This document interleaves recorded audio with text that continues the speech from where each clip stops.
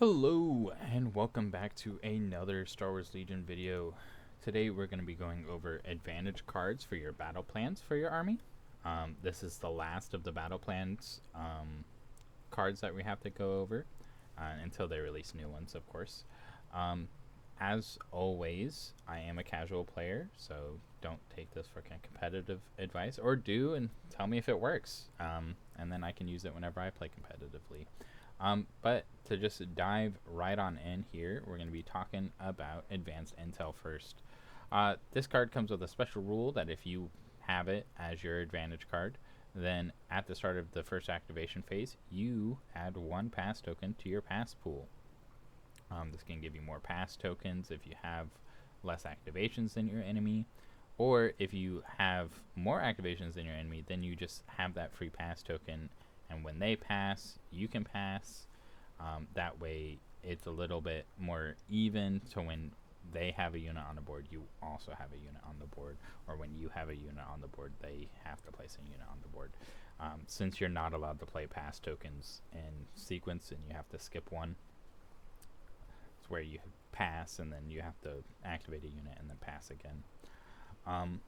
So yeah, this I think is the best advantage card in Star Wars Legion at the moment. I think it is an auto include in all of your armies, mostly just because that first turn play can be very strong, especially whenever you don't want your people on the board before the enemy unless you're playing certain armies like prepared position armies or emplacement trooper armies. But for a competitive casual play, I highly recommend just putting this in all of your armies. Plus, it can be very hard to choose three. This is one that I auto include in basically every army just because the pass token first turn is just so strong in the game that it's just an auto include.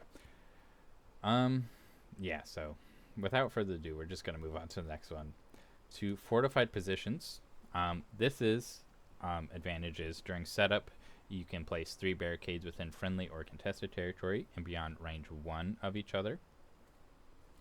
I take this in long range armies or prepared position armies or emplacement trooper armies where I have a significant amount of them where they're already going to be on the board, or if I'm playing intercept signals or bunker assault in my main objective deck, then I will also put fortified positions in there sometimes, unless I want my army to do something else because the army is just good at something else.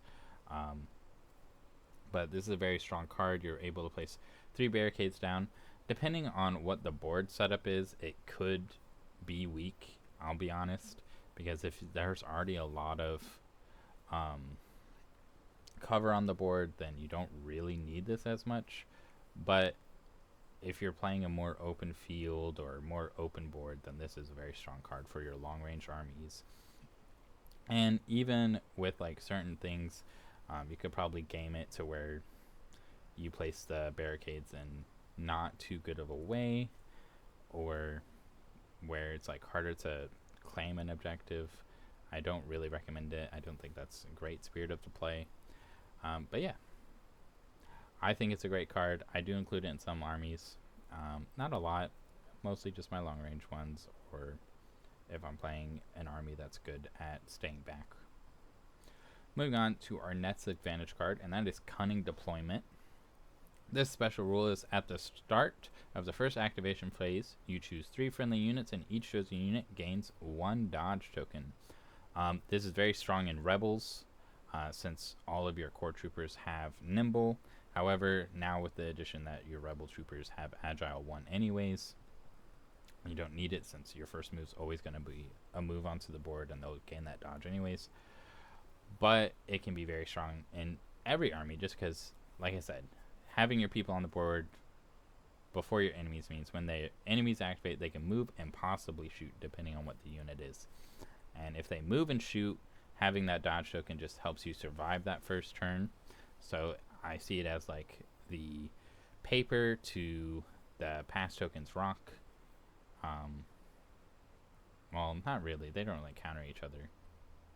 but this just kind of helps mitigate that damage that's going to be coming at you that first turn, if any damage comes at you at all. It can be strong. I take this one quite a lot too, especially in Rebel armies and Republic armies and Separatist armies.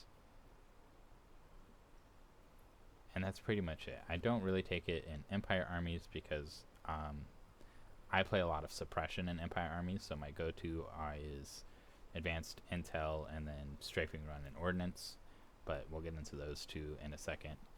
But that's why it's not taking a lot for me in Empire. It's very good, this card, overall.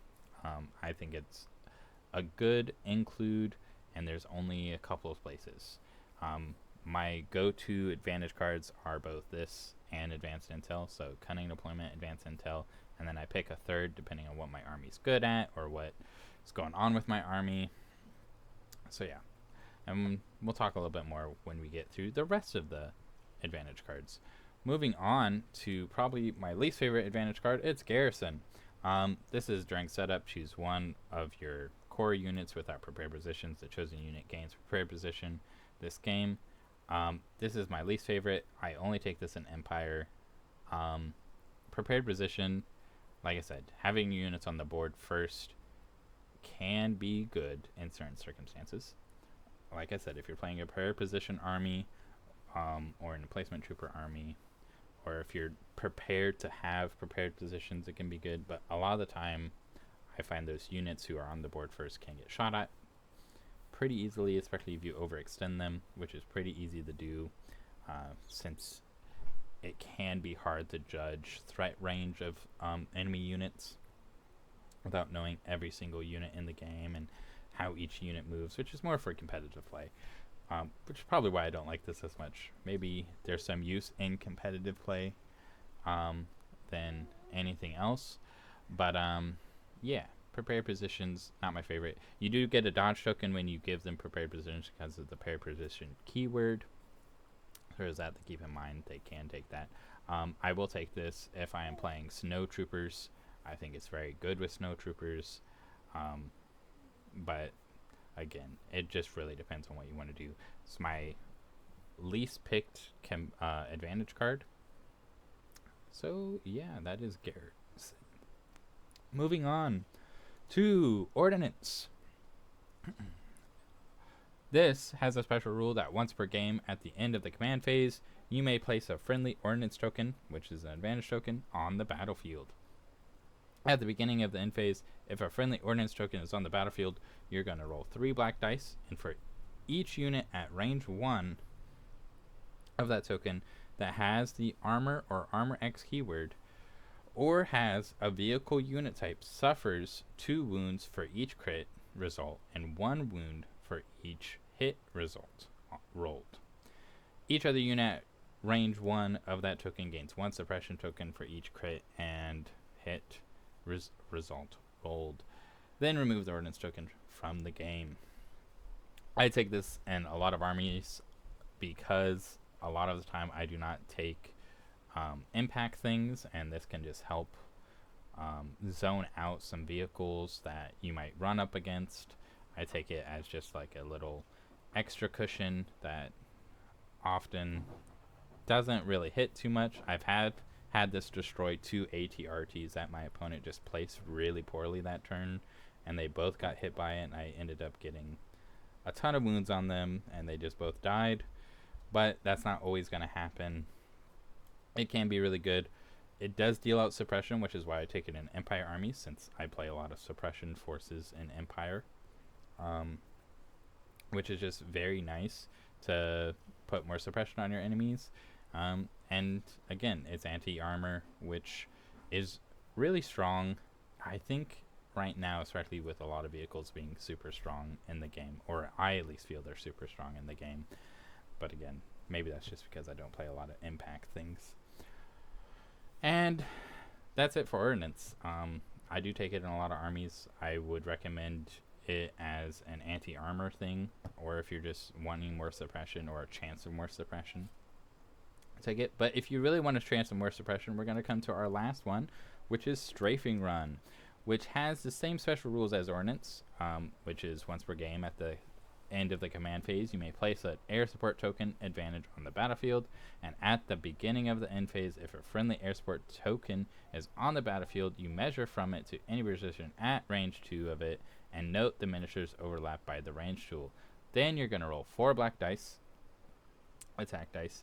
Each unit that contains one or more miniatures that were overlapped by the tool or overlap the token gains 1 suppression token for each crit and each hit result rolled.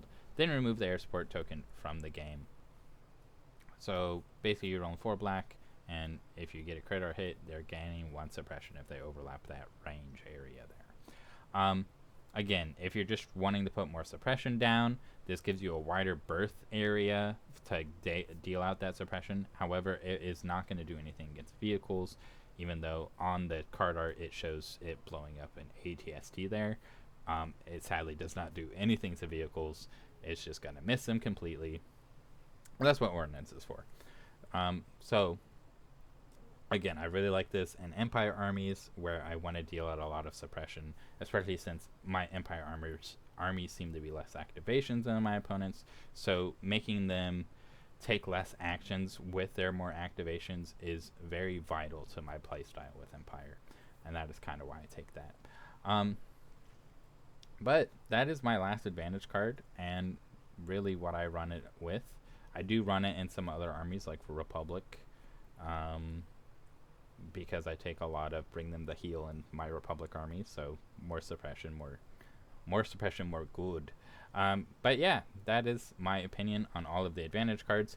Honestly, out of all of the battle cards or battle plans in the game, I think advantage cards can give you the highest, or maybe not the highest, but they're the most varied, to where you can pretty much take any of these in any army and you'll be pretty good. So if you're ever wondering what suits your army more, basically all of these are fantastic, and there's only probably 2 that I think are more niche, and that would be prepared positions garrison and fortified positions, which is putting up barricades.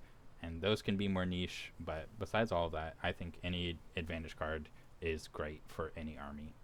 So I hope you enjoyed the video. I'll see you in the next one. Bye.